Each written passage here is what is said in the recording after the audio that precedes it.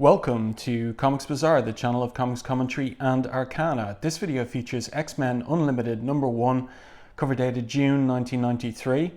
So the caption here is Survival. The cover is by Chris Bachalo, inked by Dan Panosian, featuring Cyclops without his ruby quartz visor, Storm and Professor X in the middle of what turns out to be an Arctic storm and under attack by, it turns out, the fifth and final member of the Upstarts competition. So this is an interesting title. It came out quarterly, so every 3 months, and it was always scheduled on New Comic Book Day when there was no other X titles. So if you were an X-Men fan and you were in your comic book shop on certain New Comic Book Days in the monthly schedule, there would be some Wednesdays, as it was back in the 90s, where there was no X title on sale. So X-Men Unlimited was designed to fill that gap. You can see there the cover price, $3.95. That's more than 3 times the normal price for a regular comic, which was at the time $1.25.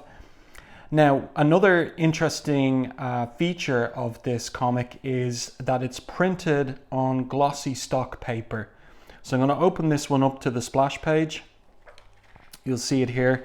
We've got Cyclops there without his visor, and the paper is glossy throughout. And this is coming just in time to take advantage of the new computer separations. Still not getting that credited in the comics themselves, but these colors are no longer hand separated. They're separated digitally, and we're getting some digital effects, some early digital effects in these comics. So we've got Scott here, Scott Summers, Cyclops, without his visor. This story begins in medias res, in the middle of things, and let's turn over the page to a double page spread. And we've got the title of the story here, Follow the Leader.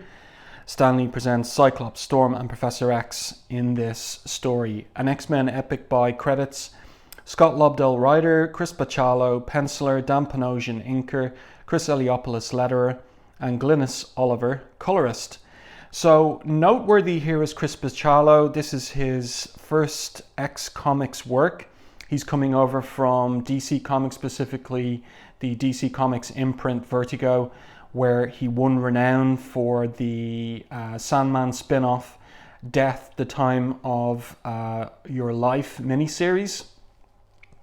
And his style here, to my eye, and you can tell me what you think in the comments, it looks like he's been studying Jim Lee or being told to study Jim Lee, and he's adapted his style to fit the house style of the X comics at the time. But as one goes through the story and the art, there are certain features of his own style that are characteristic that do come through in the latter pages of the story, and I'll point those out when we get to them. And so, as I said, the story begins in medias res. Behind Cyclops here is the wreck of the Blackbird, and he is separated from Aurora and Professor X here, so he's got to find them. So let's continue with this. And he thinks to himself, if he concentrates hard enough, Professor X is the most powerful telepath in the world. If I concentrate hard enough, he might be able to make contact. And the narrative captions say, though not possessed of his mentor's mental powers, what Cyclops lacks in technique, he more than compensates with pure desperation. So contact is made with Professor X. These are characteristic panels of Chris Bachalo's, these little tiny panels. We've got Professor X leaning up here against the wreckage of the Blackbird. He spies Scott out in the storm, and then he makes sonic contact with him. So Cyclops realizes that the professor is alive, at least. Let's get past these advertisements and on with the story. By the way, this is a 55-page story, so you are getting some value for money, and there's some pinups in the back of the comic as well. So Professor X helps Cyclops see telepathically, and he's able then to make his way to the professor. And they're both then concerned about where Aurora might be. Professor X says that he senses Storm's thoughts, but he's too far away to make contact. She's in pain somewhere out there. So here she is, and she is in a state of trauma. And what has caused this shock? Whatever caused that blast tore and shred at the very womb of Mother Earth, she says. And Professor X asks telepathically, you're saying, I'm saying I share a bond with the Earth. I feel her pain as if it is my own. And who is responsible for what has happened, for blasting the blackbird out of the air? This new character. And she herself is recovering from the electromagnetic blast that she shot at the blackbird. She says here, I'm guessing the EM scar stretches about 100 yards in every direction. Not too shabby, considering this is only the third time in my life I've used my mutant power, but she uses a lot more in this issue. And there was a team monitoring her, and she asked them, so tell me, did I win? And the team don't understand. And she says, as she comes in the door, Xavier, Storm, Cyclops, did I kill them? And they tell her that they don't know because their instrumentation is thrown off by the electromagnetic blast. And so they don't know if the quarry is alive or dead. But then we have the appearance of the Games Master. And he says to her, to answer your original question, Sienna, no, you did not win. The leaders of the X-Men still live. And so in frustration and anger, she sets off another electromagnetic blast that takes out the entire base and all the people there. So we've got a splash page for all of that here. Yeah, and in the narrative caption we learn that she has a total disregard for all human life. So a nasty, nasty character. But she survives, and so of course does Games Master. And he goads her temper. Every time you use your mutant ability to disrupt the EM spectrum, you run the risk of destroying the most delicate layer of Earth's ecosystem.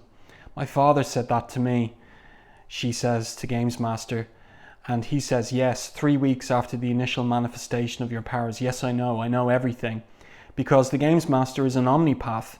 He's in mental contact with every mind on the planet. He says here himself, there's not a single thought on all the planet that escapes my attention. For this reason, I'm the perfect arbitrator in the competition between you and your fellow upstarts. It is why I can tell you, despite your best efforts, 4 of the world's most powerful mutants are alive out in that Antarctic wasteland. And she says to him as she puts on her visor, pay close attention, Games Master, that's about to... Did you say 4? I thought there were only 3 of them aboard that. And then the Games Master is gone. So that's a little mystery, and it gets picked up later in the story in terms of this 4th powerful mutant out there in the Antarctic. And then the scene switches to Westchester County, New York, and the X-Mansion. And we've got Bishop and Psylocke here, and Psylocke at the computer monitors. And Bishop is asking her, what do you mean you can't find them? So she is trying to locate the blackbird. And she says, we lost radio contact with Scott and the others 26 minutes ago. The exact moment our electrogravimetric sensors indicated a rupture in the Earth's EM field directly along their flight route. So Psylocke concludes that they were ambushed.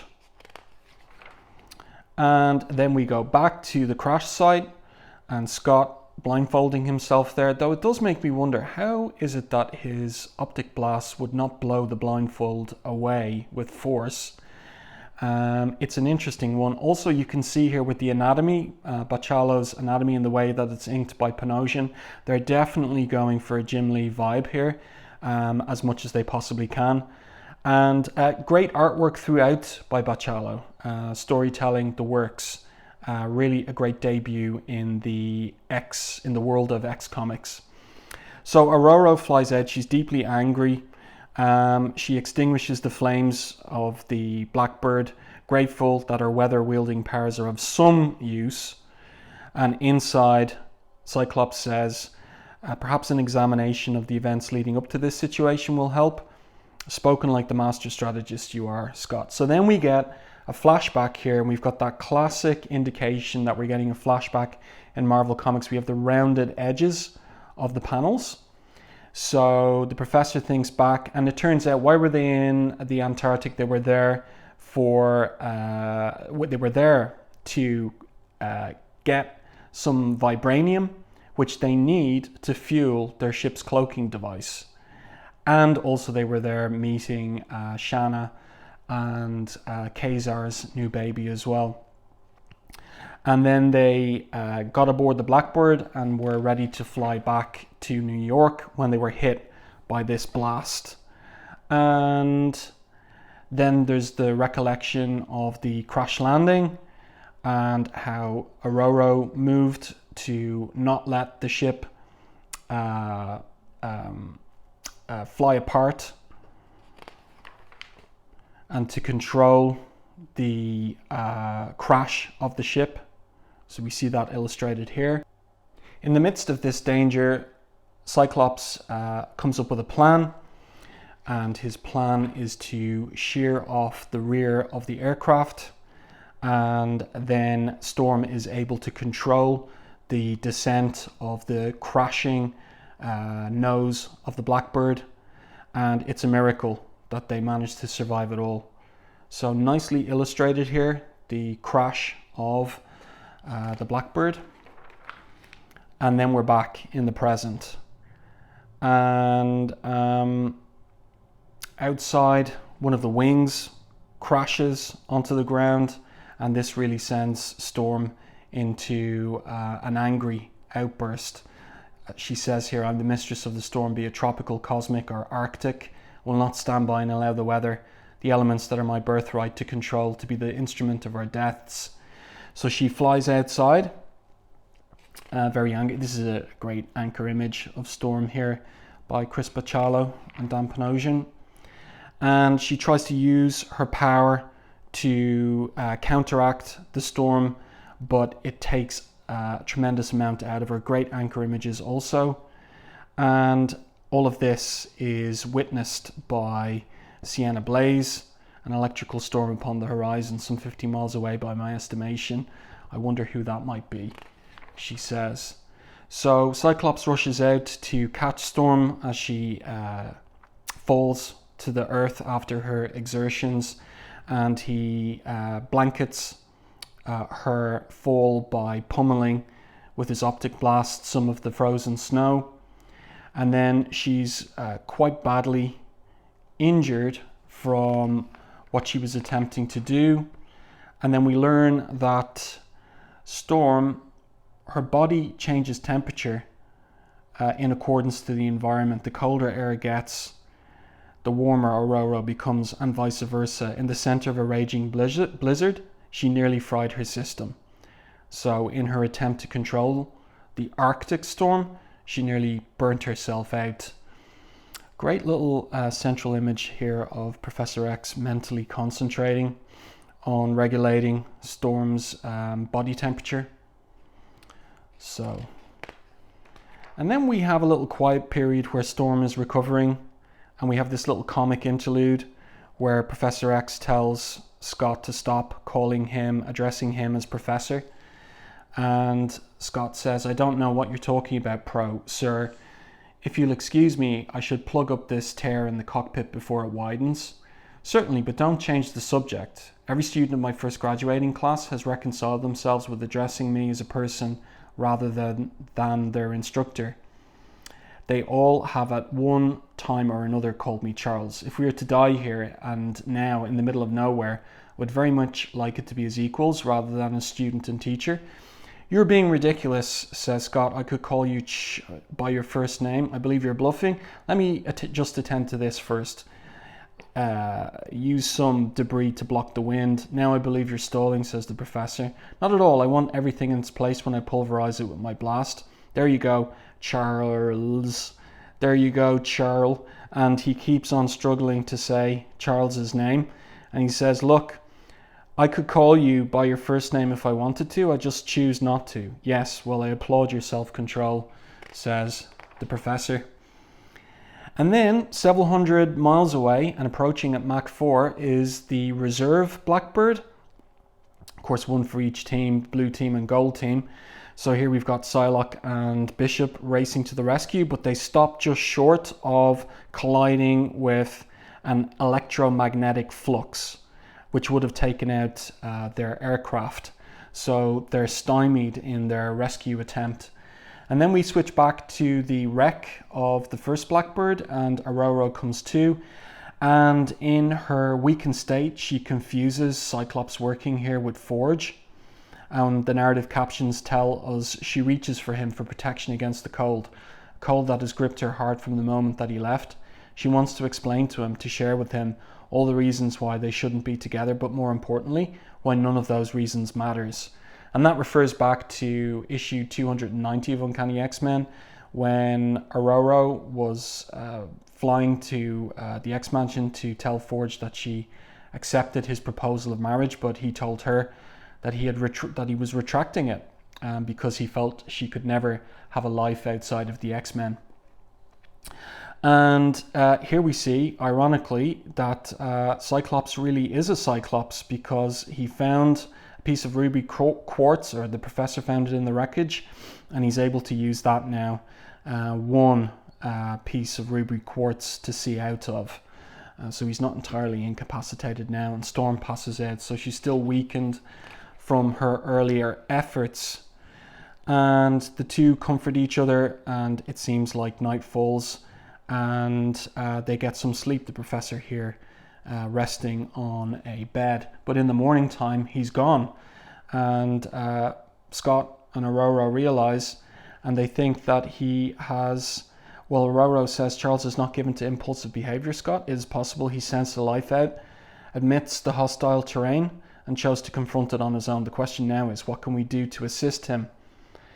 So there's a plan that they're cooking up, a 1 in a million suicide run. It just became our only chance. So where is the professor? Well, it turns out he's taken a vehicle that was packed with the Blackbird, and he has found his way to this mysterious tower structure in the middle of the storm. I love the rendering here of the fur on the outside of the professor's coat. Nicely rendered by Dan Panosian in the inking. And then his ATV stalls. Bitter cold has caused the engine to seize up, and the lubricating antifreeze has leaked out. So he's a hair's breadth from Sanctuary. He abandons the vehicle, thinks it's crazy, he's got no other choice, won't let Scott and Aurora down, but he passes out. Again, this is distinctive of Chris Bachalo, these small panels telling little moments, moment to moment of storytelling. So, who has the lights on in the tower? Who's resident there? Then, within the hour, we've got this 1 in a million suicide run by Storm and Cyclops, where there's an escape vehicle, and Storm is holding it aloft with her power. She's recovered significantly enough to be able to do that. They get a location on a life sign, and they think it's the professor, but it turns out not to be. It's Sienna Blaze, who's been playing possum in the snow, and then she attacks them with her EM blast.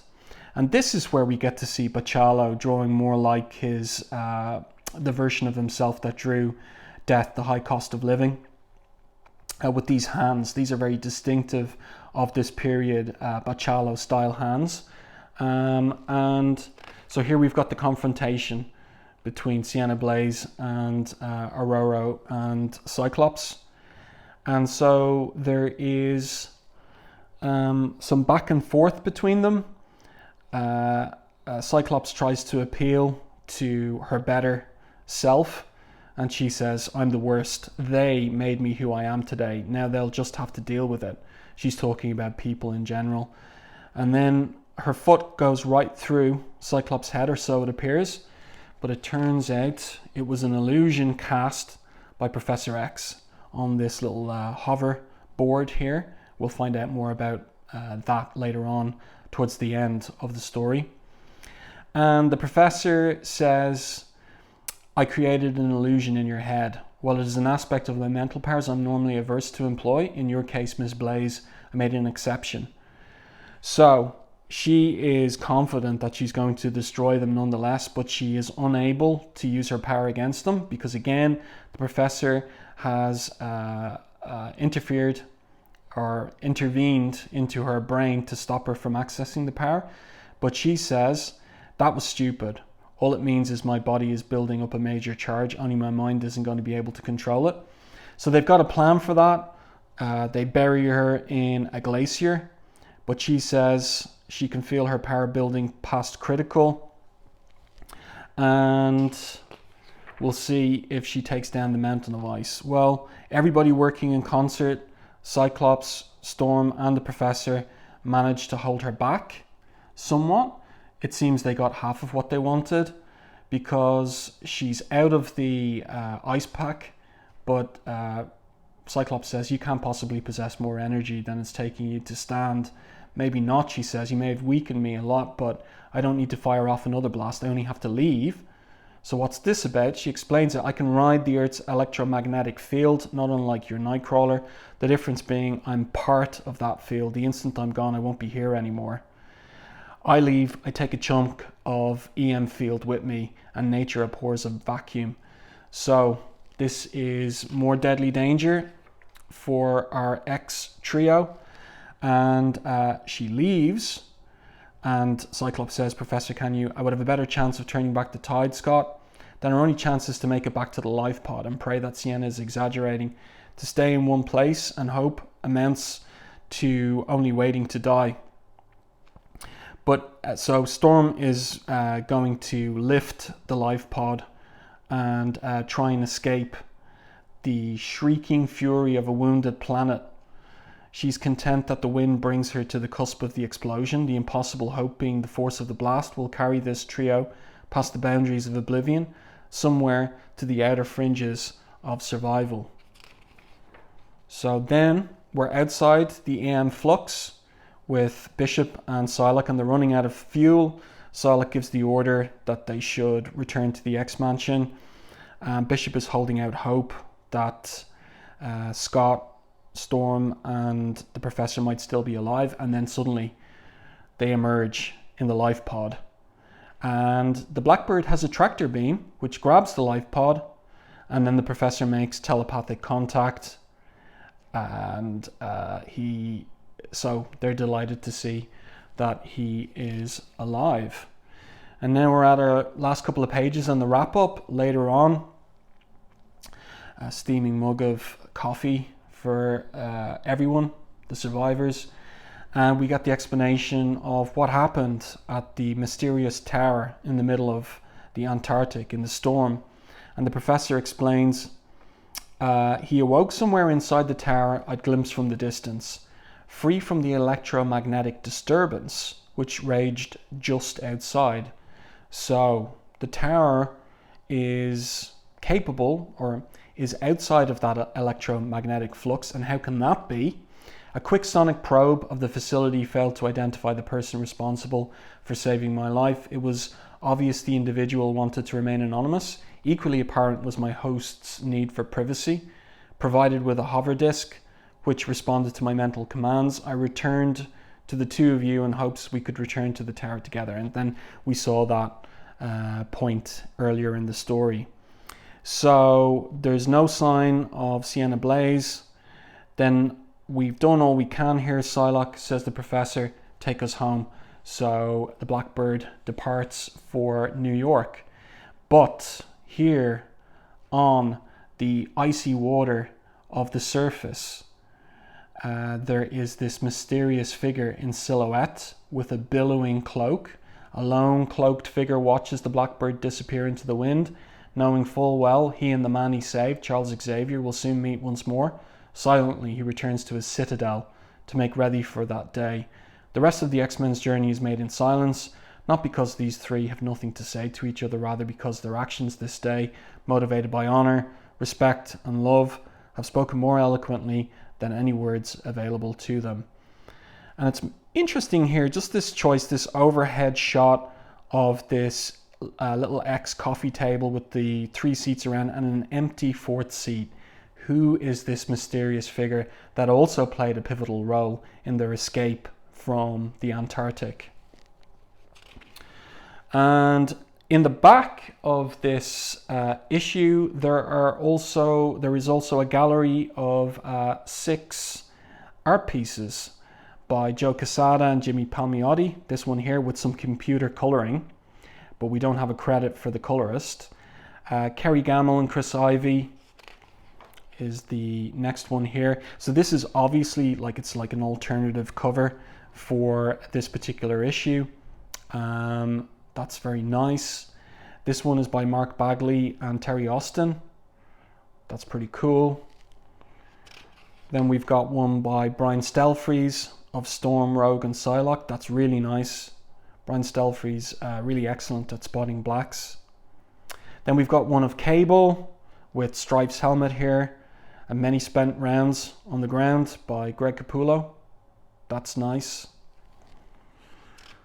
And finally, and I've got to flip this one to the horizontal, a group shot of the X-Men Gold team, but also with Wolverine, by Joe Quesada and Jimmy Palmiotti. And again, this is clearly digitally colored, but we don't have a credit for the digital colorist. Nice work. So I do hope that you enjoyed this review and commentary on X-Men Unlimited #1. If you did, please like the video in YouTube, and if you haven't done so already, subscribe to the channel and stay tuned for more content like this.